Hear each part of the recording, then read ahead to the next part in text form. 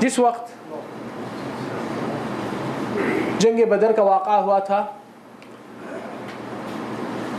شیطان ابلیس جو اس طریقے سے ایک انسان کی شکل میں، اور قریش کے پاس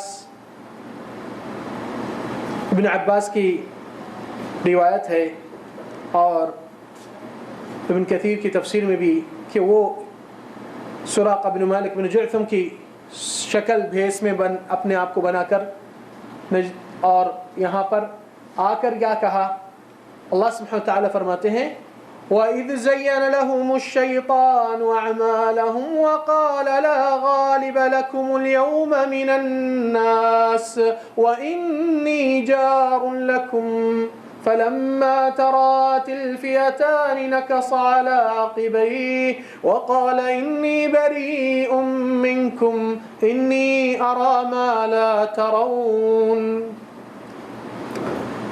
تو یہاں پر قرآن سے ثابت ہوا کہ وہ انسان کی شکل میں آیا اور قریش کی ہمت افزائی میں کہنے لگا کہ میں تمہارا ساتھ دینے والا ہوں، آپ لوگ کو کوئی ہرانے والے نہیں۔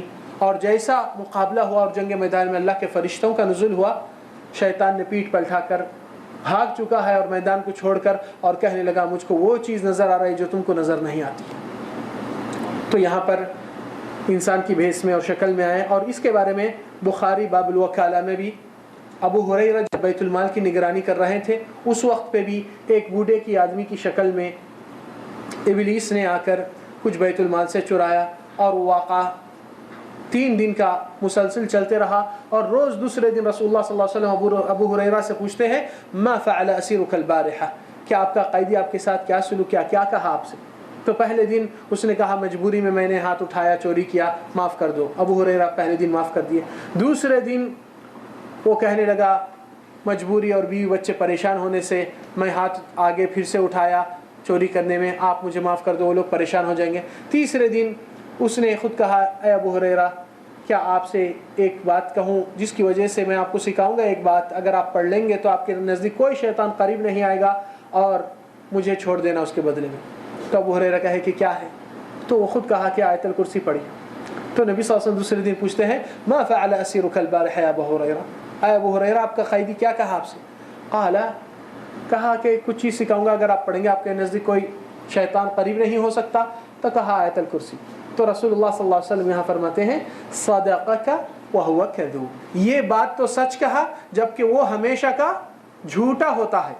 یہ بات کو غور کیجئے کیونکہ علاجوں میں اپنے کو یہ اہمیت نظریات کے بنیاد بنانا ضروری ہے۔ صدقک وہو کذوب، ہمارے رسول صلی اللہ علیہ وسلم ان لوگوں کو جھوٹا قرار دیتے ہیں کہ جھوٹے رہتے ہیں ہمیشہ، مگر یہ بات تو سچ کہا۔ تو اہل علم کہتے ہیں کہ حق کی بات اگر شیطان سے بھی آئے قبول کرنے کا حکم ہے۔ تو آج کئی لوگ اپنے بھائیوں سے حق کی بات ملتی ہے مگر کہتے ہیں کہ بھائی یہ تو کل کا بچہ ہے، ہمیں کیا سکھاتا ہے۔ کہتے ہیں ہم اتنے سالوں سے گزرے، ہم کو کوئی نے کہا، ہم نے نہیں کیا، ہمارے باپ دادا نہیں کیے۔ تو وہ چیز میں بھی آ کر حق سے روگردانی کرتے ہیں، اور یہ کبر کی علامت ہے جو جنت سے روکتی ہے۔